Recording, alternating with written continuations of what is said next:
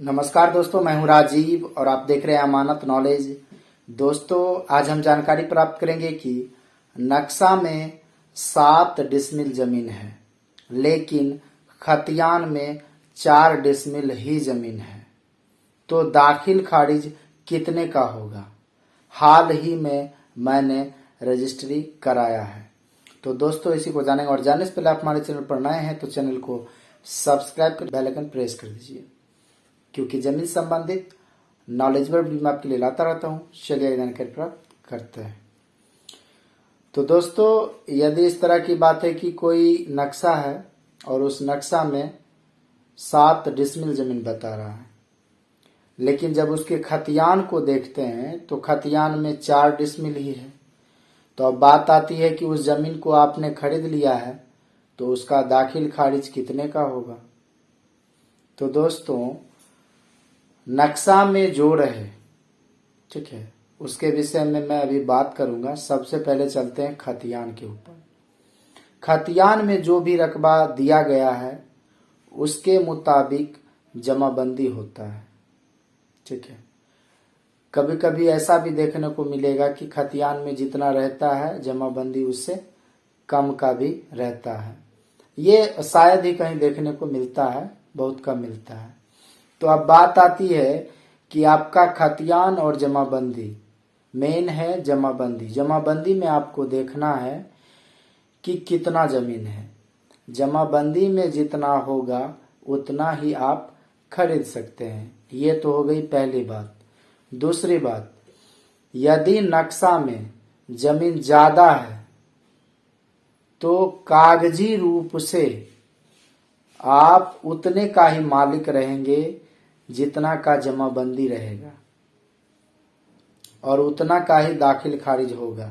नक्शा में ज्यादा है तो उसका आप उपयोग कर सकते हैं, लेकिन उसका कोई कागजात नहीं बन पाएगा, ठीक है। तो ये होता ये इसलिए है, ऐसा हुआ इसलिए कि सर्वे में कहीं थोड़ी सी मिस्टेक के कारण कहीं पर कोई खेसरा में बहुत ज्यादा जमीन है, किसी में कम है, तो ऐसा देखने को मिलता है। लेकिन वह तब तक जब तक सर्वे नहीं हुआ है।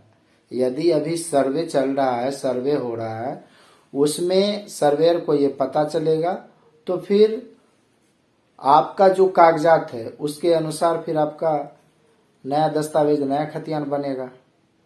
तो अब बात आती है मेन कि नक्शा में 7 डिसमिल है, खतियान में 4 डिसमिल है। जमाबंदी यदि 4 डिसमिल का ही होगा तो दाखिल खारिज भी 4 डिसमिल का ही होगा।